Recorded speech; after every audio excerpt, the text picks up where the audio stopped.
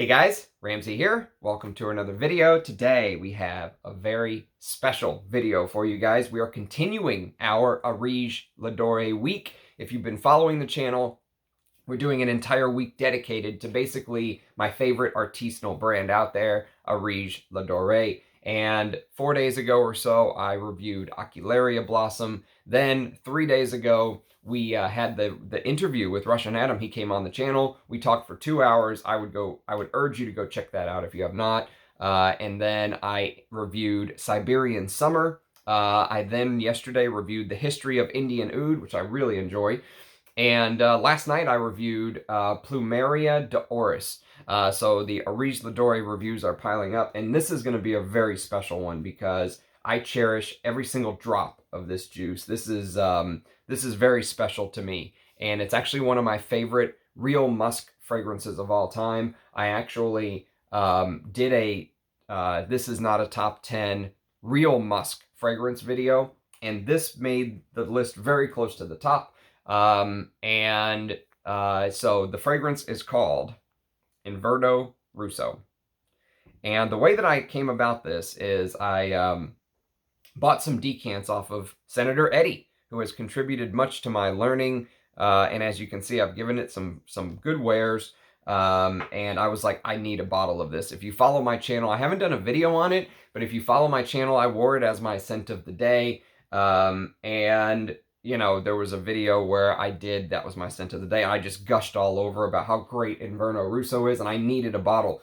And so I've been looking and looking and looking, just like my current search right now for Malik Al-Taif is turning up with nothing yet, but I have faith that I will find a bottle of Malik Al-Taif one day. And I actually ended up finding a bottle of Inverno Russo. This is thanks to Hari, good friend of the channel, and he was very, very fair to me on price. And Inverno Russo, well, let me read you what the brand says about it, and then I'll sort of give you my 2 cents, because I have a lot to say about this fragrance. And I'm going to call this a full review, because I think this is a thorough breakdown of how I really feel about the fragrance.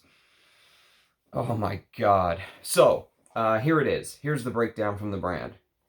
Top notes: rose, alba, atto, and white pepper absolute extracted by Russian Adam. Peach blossom and osmanthus co-absolute extracted by Russian Adam. White frankincense distilled by Russian Adam. And you'll see why all of these little important extracted by Russian Adam, distilled by Russian Adam are important to the breakup once we get further into the review. White gardenia, white champaca, clove, cardamom, Indian sandalwood, tonka bean absolute, tincture of legally obtained wild Siberian musk pod and synthetic civet, base of rare wild Hainan agarwood oil, aged 5 years, over 5 years. We'll talk about that as well. Indian oud oil, white Indonesian garu boya, that'll come up later. Betal leaf, Virginian cedarwood, and benzoin. So that's the note breakdown according to the brand. So here is the description. Shock, coziness, love, passion, nostalgia, sadness, joy, peace, silence. White and heavy, sweet and hot, fluffy and animalic, challenging and inviting, gracious and calm, dreamy and awakening. Inverno Russo is my personal poetic dream, my imagination's scent of Russian winter. It is a period of perfectly balanced love and hate. Russian winter displays absolute calm, quiet, beauty, yet it may deliver severe suffering. Breathe in the aura of my lost dream love. And there's a blurb from the brand. This olfactory composition contains an animal product, a maceration derived from a legally obtained wild Siberian deer musk pod. These were sourced from a legal institution that buys only from registered hunters who have permission from the Russian government to hunt a registered number of wild deer per season. Legal musk grains are available in very limited amounts and are typically used only for traditional medicines. This is one of the reasons why natural musk grains are no longer used in large-scale perfumery. And I've had some people come back and say, well, do you really trust the Russian government? And to that I would say, do you really trust any government? So here are my thoughts. And if you want a further breakdown of the whole ethically sourced, legally obtained wild Siberian deer musk pod debate, I would urge you to go watch Russian Adam's video on his YouTube channel on the topic. He has a fantastic breakdown of it. I talk a little bit about it in my Siberian summer review, so you can go check that out if you want to kind of get my thoughts on it as well. But let's focus on the fragrance itself instead of the issue of the real deer musk in here, because for me, I love the real deer musk, and I consider it a blessing and an honor. Every single drop of this is a fragrance that I cherish. And so I recently reviewed Siberian Summer by Areej Le Dore, like I said. This could easily be called Siberian Winter. And when you read the breakdown, there were some people that didn't understand why. Why is this the scent of Russian winter? They don't understand it. And so I want you to imagine something with me. I'm going to take you on a journey to the way that this fragrance should make you feel in my mind. So imagine the feeling of comfort and warmth of being inside of your house, okay? Your domain, let's say. There's a fire going off in the corner, and you are making, let's say, some hot tea, one of your favorite types of tea.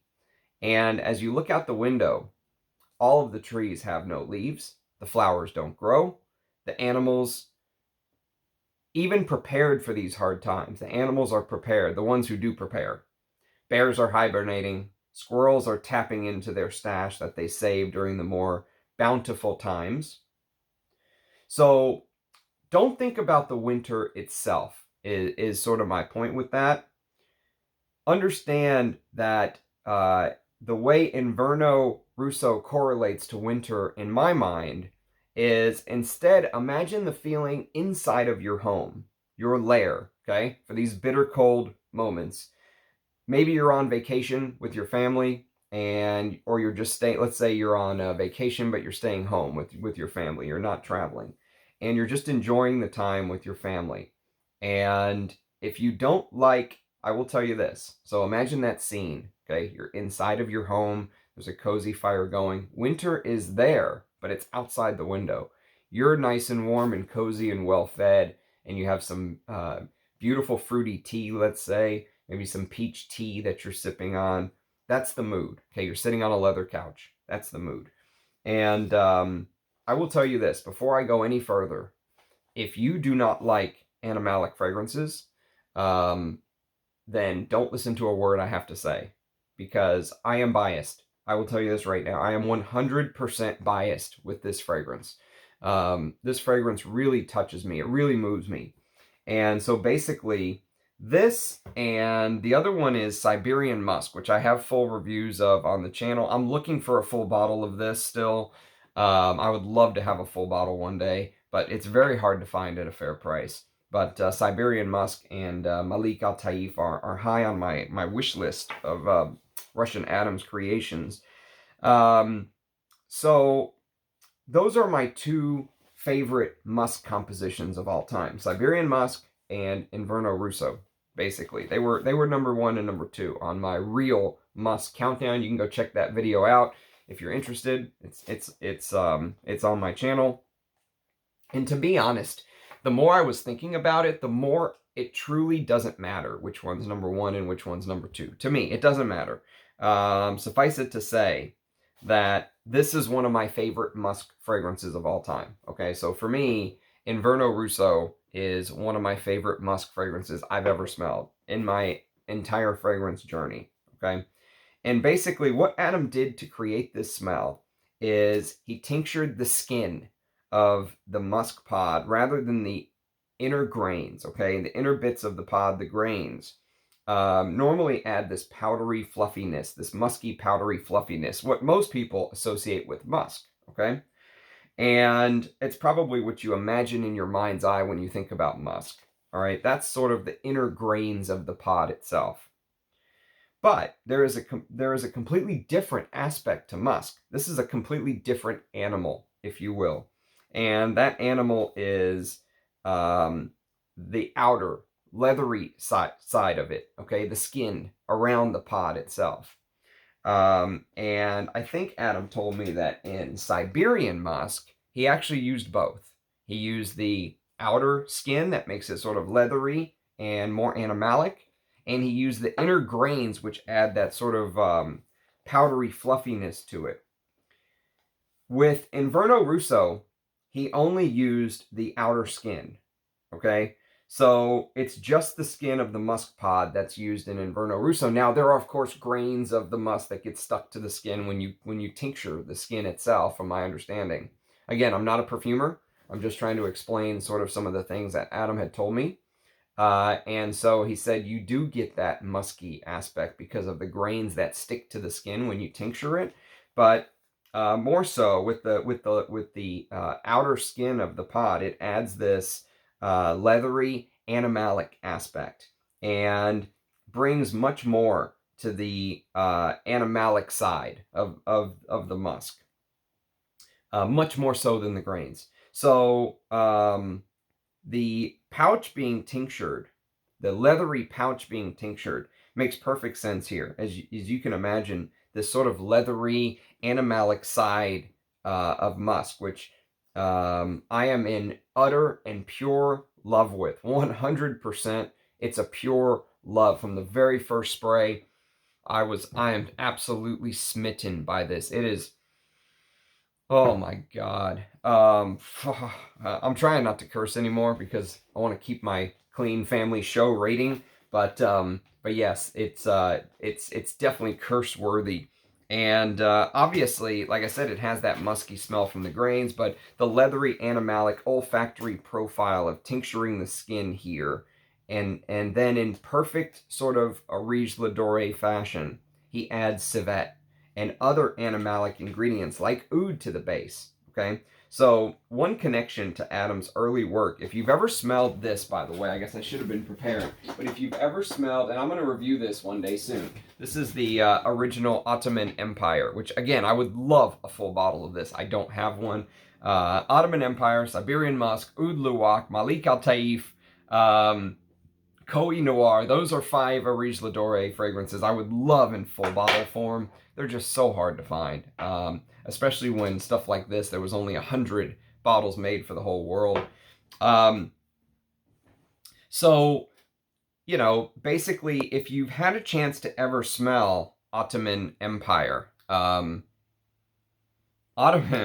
Empire, and I have a review on my channel of Ottoman Empire 2, but I really don't feel like I did it justice. I'm gonna do Ottoman Empire 1. I'm gonna review the original for the channel for Areej Week one of these days very soon.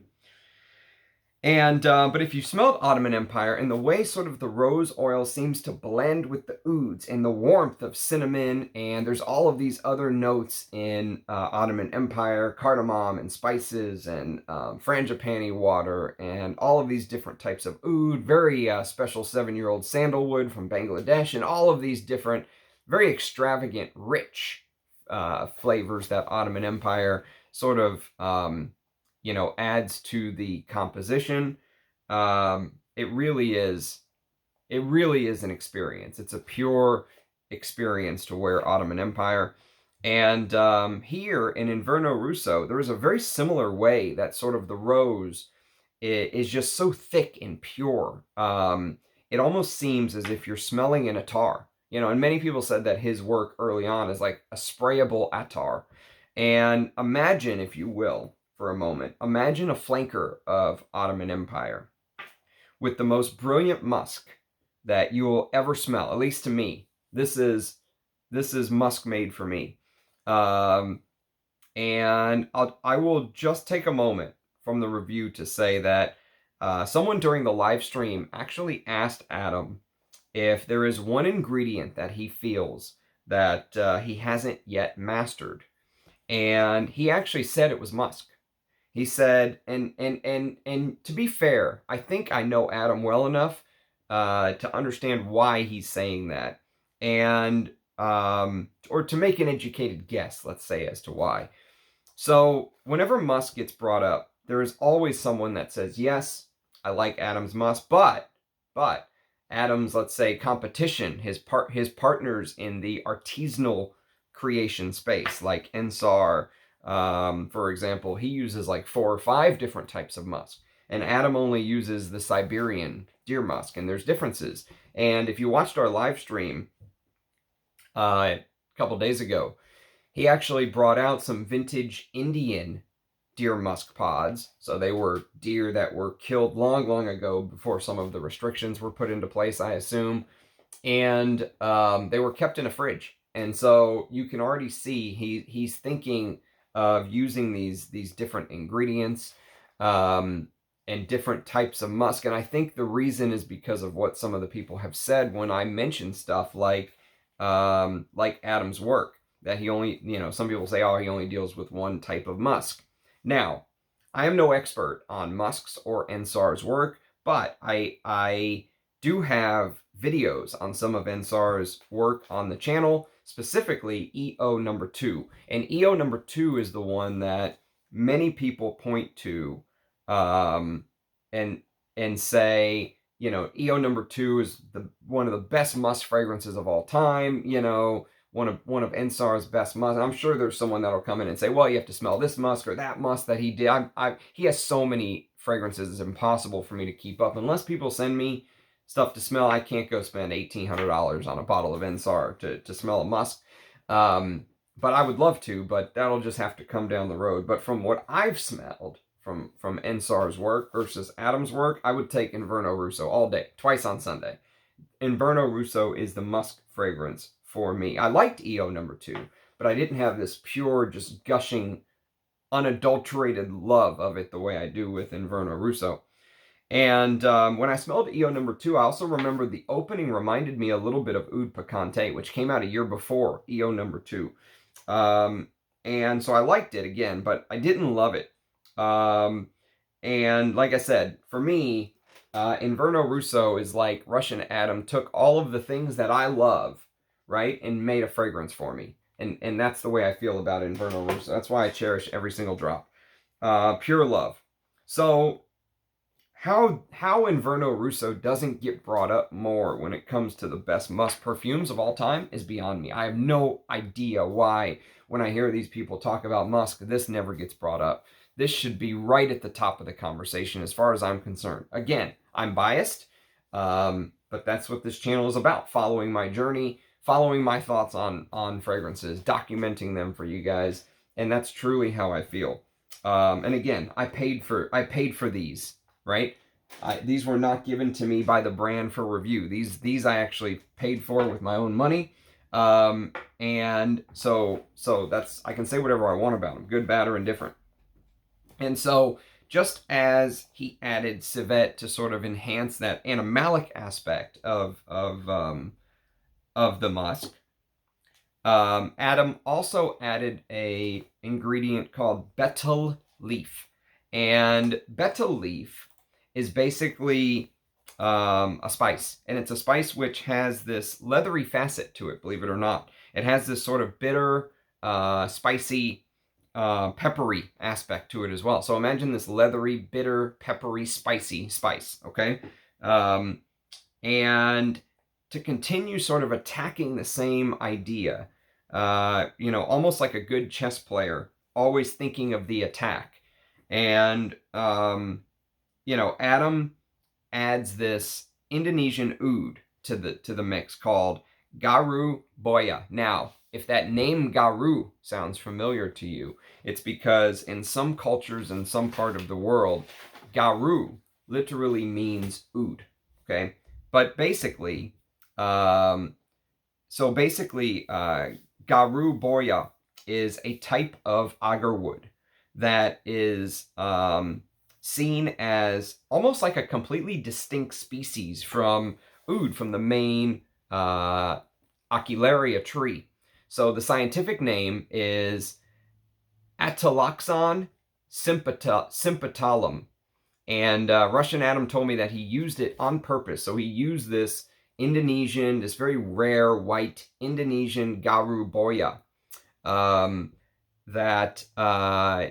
that he used it to give this soft, white, natural leatheriness to the base of the fragrance. And this note in the base actually can perfectly represent the leather sofa that I mentioned you're sitting on in the living room earlier in the review. Looking out the window, the white Indonesian Garu Boya perfectly could represent that leather sofa.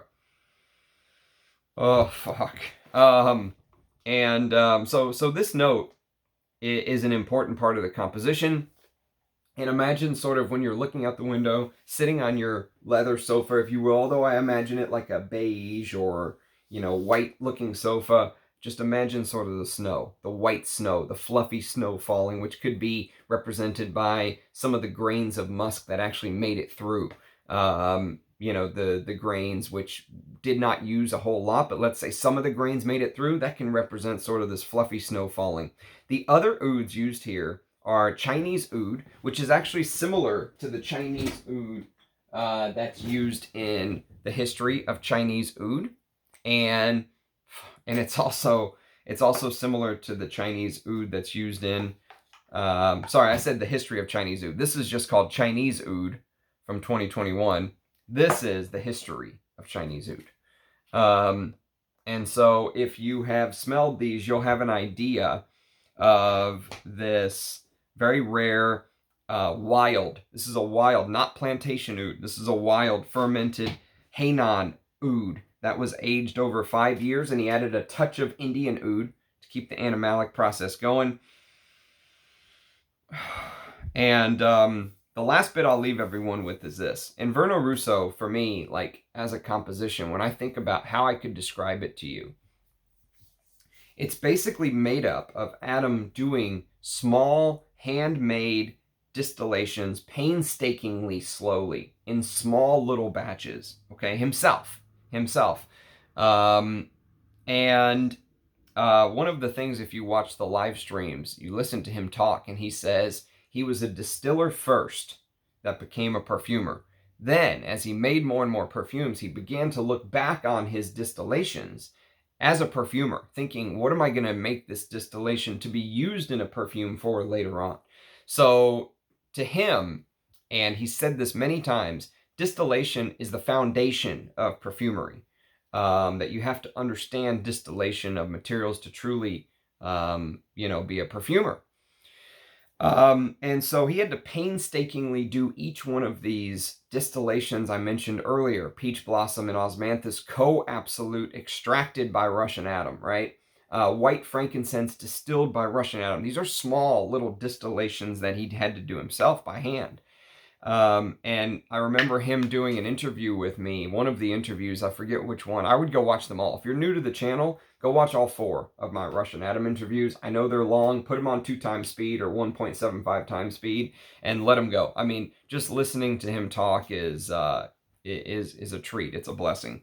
But he said that, Taha, his friend that owns Agar Aura, told him, if you want something done, you have to either do it yourself by hand, or you have to, know exactly what you want and pay someone to make it for you. Like, for example, his perfumer's organ that is behind him on many of the videos. He actually went to a wood maker in town and told him exactly what they wanted, and they created that for him by hand, almost like a bespoke perfumer's organ. And so that's his mentality, is if you want something done, you have to sort of do it by hand. And here, he did the white frankincense, like I said, himself. He did the osmanthus distillation himself. Well, he co-distilled it in a very rare, interestingly enough, one of the rarest ingredients he said he came across is an ingredient called peach blossom. And he said he'd never seen this ingredient before. He came across it in a tea store in Thailand, and he distilled it himself with the osmanthus, co-distilled, okay?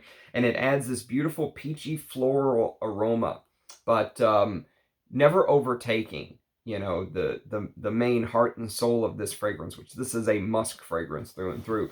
This is a musk fragrance that everything else sort of highlights it, okay? But it never takes it over. It's not too sweet, it's not too peachy, it's not too apricot-y or anything like that. It's just perfect to me.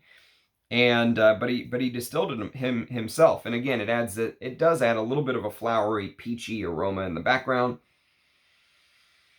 But the musk is the star of the show, and it also, osmanthus adds slightly leathery aspects to it as well. So again, like a good chess player, hitting on the attack.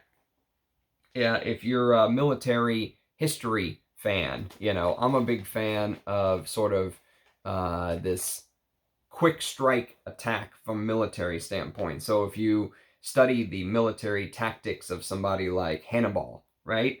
When Hannibal fought the Romans and he went over the Alps, it was all about sort of speed and quickness. If you read or listen to Napoleon and his warfare tactics, he had this speed, this blitzkrieg-like warfare, if you will.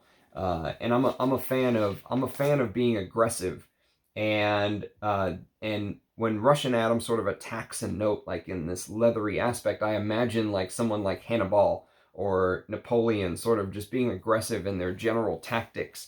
But also thinking, like I mentioned chess earlier, thinking about how everything comes together, thinking of the attack. But when the attack comes, be very swift and fast with it. And that's sort of the way that when he attacks the leathery aspect in this fragrance, there's so many different parts. Like you can just imagine, a cavalry here, a charge here. It's brilliant. It's absolutely brilliant to me. And there's a rare Indonesian white rose that to me is very unique. You'll get it in the top. I mentioned the rose Alba Ato, they call it, but it's basically an Indonesian white rose. And so everything is sort of handmade, co-distilled in these small little batches, and that's one of the reasons why Areej Le Dore is my favorite artisanal brand. For me, I rank Areej Le Dore and Russian Adam's work at the top, ahead of Bortnikov, ahead of Ensar. Now, haven't smelled all the Ensars, haven't smelled all the Bortnikovs.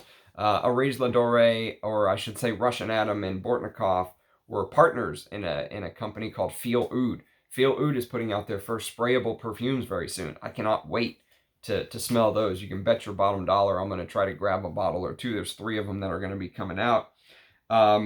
So those type of artisanal people, even though they're sort of competitors, they're also in a way working together because they are working against the bigger fragrance houses that make up 99% of the industry. They control pretty much so much of the global perfume supply.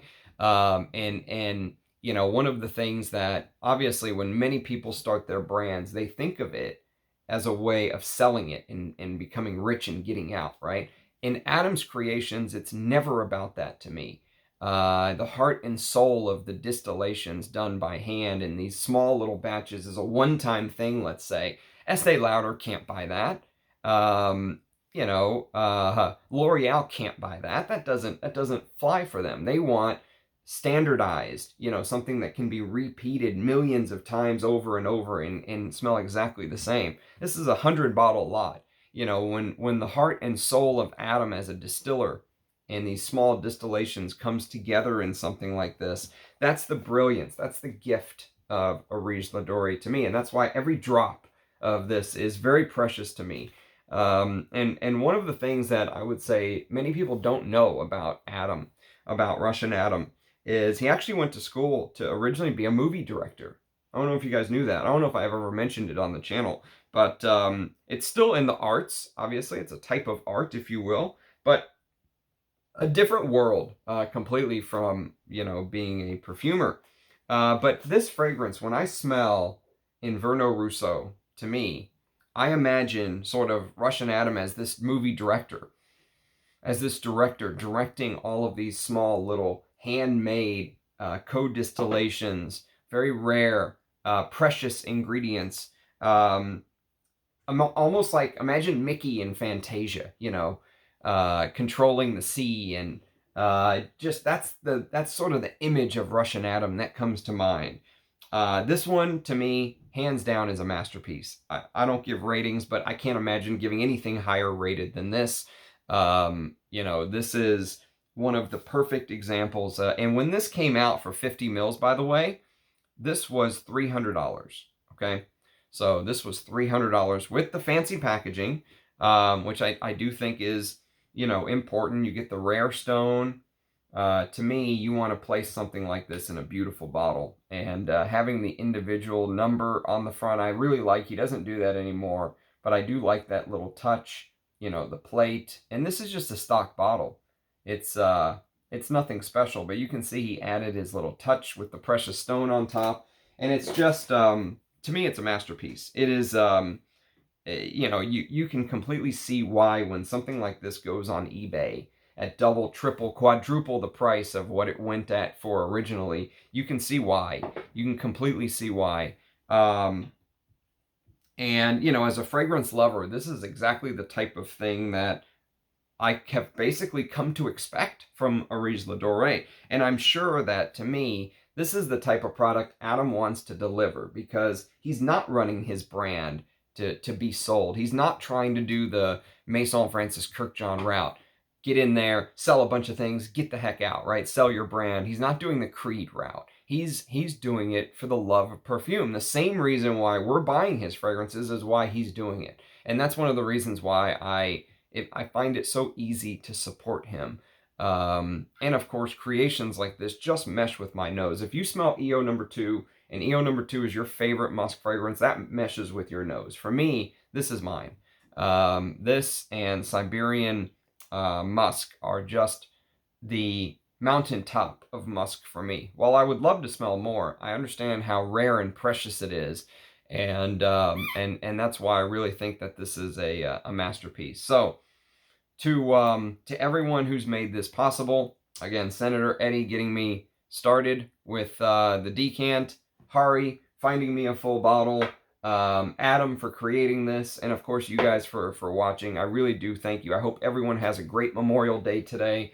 It's a beautiful day here in Texas, so I'm gonna try to do one more late night insight review today. The Stars play late though, so it's game number 6. So if they can win tonight, they force game 7 against the Golden Knights. We'll see. I think they've got their work cut out for them, but so tonight we'll see if I can squeeze a late night insight review in. If not, there'll be another Russian Adam Areej Le Dore review tomorrow as Areej week continues. So thank you everyone for watching. It's always a pleasure doing something like this that I love so much. It's so fun to review a fragrance that you truly love and that truly touches your heart.